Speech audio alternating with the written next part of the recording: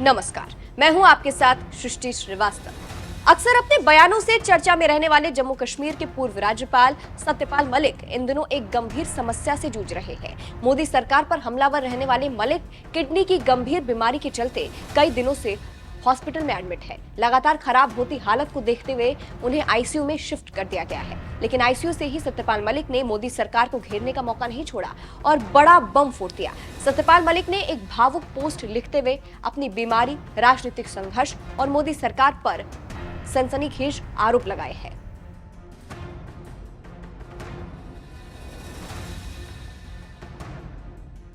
जम्मू कश्मीर की चिनाब नदी पर निर्माणाधीन कीरू जल विद्युत परियोजना, उसमें 2200 करोड़ रुपए के कथित घोटाले का आरोप और सीबीआई के घेरे में आए पूर्व राज्यपाल सत्यपाल मलिक। सीबीआई ने इस मामले में सत्यपाल मलिक समेत लोगों के खिलाफ चार्जशीट दाखिल की है। चार्जशीट में इस परियोजना से जुड़ी टेंडर प्रक्रिया में गड़बड़ी और जानबूझकर कुछ कंपनियों को फायदा पहुंचाने का आरोप है। अब इसको लेकर सत्यपाल मलिक ने मोदी सरकार को ही कटघरे में खड़ा कर दिया है। उन्होंने भावुक पोस्ट करते हुए लिखा, मैं पिछले लगभग 1 महीने से हॉस्पिटल में एडमिट हूँ और किडनी की समस्या से जूझ रहा हूँ। परसों सुबह से मैं ठीक था, लेकिन फिर से मुझे आईसीयू में शिफ्ट करना पड़ा। मेरी हालत बहुत गंभीर होती जा रही है। मैं रहूं या ना रहूं, इसलिए अपने देशवासियों को सच्चाई बताना चाहता हूँ। जब मैं गवर्नर के पद पर था, उस समय मुझे 150 करोड़ रुपए की रिश्वत की पेशकश हुई, लेकिन मेरे राजनीतिक गुरु किसान मसीहा स्वर्गीय चौधरी चरण सिंह जी की तरह ईमानदारी से काम करता रहा और आज मेरे ईमान वो कभी डिगा नहीं सके। जब मैं गवर्नर था, उस समय किसान आंदोलन भी चल रहा था। मैंने बगैर राजनीतिक लोभ लालच के पद पर रहते हुए किसानों की मांग को उठाया।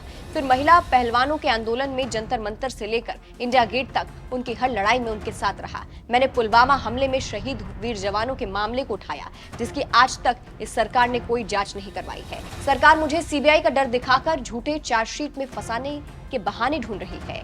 जिस मामले में मुझे फंसाना चाहते हैं, उस टेंडर को मैंने खुद निरस्त किया था।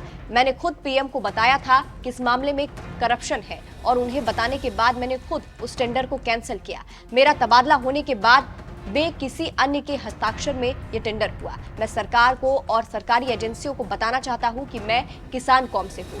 मैं ना तो डरने वाला हूं और ना ही झुकने वाला हूं। सरकार ने मुझे बदनाम करने में पूरी ताकत लगा दी। अंत में मेरा सरकार से और सरकारी एजेंसियों से अनुरोध है, मेरे प्यारे देश की जनता को सच्चाई जरूर बताना कि आपको छानबीन में मेरे पास मिला क्या।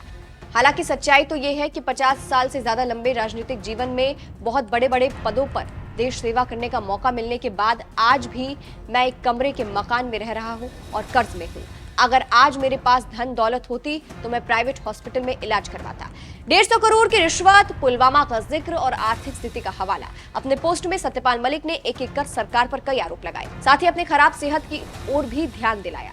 उनके इस पोस्ट पर बवाल मच गया। उनके आरोपों पर बीजेपी ने भी पलटवार किया। यूपी बीजेपी के वरिष्ठ नेता हरिनाथ सिंह यादव ने कहा, सत्यपाल जी, पहले तो मैं आपके स्वस्थ होने की प्रभु से कामना करता हूँ।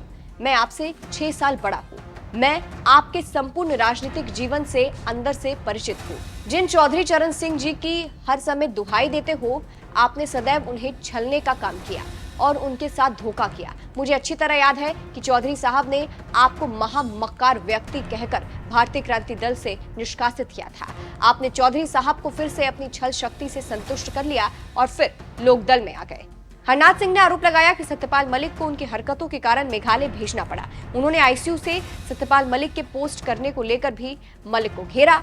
आमतौर पर यह धारणा है कि ये जीवन के अंतिम क्षणों में व्यक्ति सत्य बोलता है, परंतु आप इसके अपवाद हैं। आपने हमेशा छल, प्रपंच और असत्य का सहारा लेकर राजनीति की है। बहरहाल, राजनीति और बीमारी के बीच जूझती सत्यपाल मलिक की इस कहानी को आप कैसे देखते हैं, हमें कमेंट कर जरूर बताएं।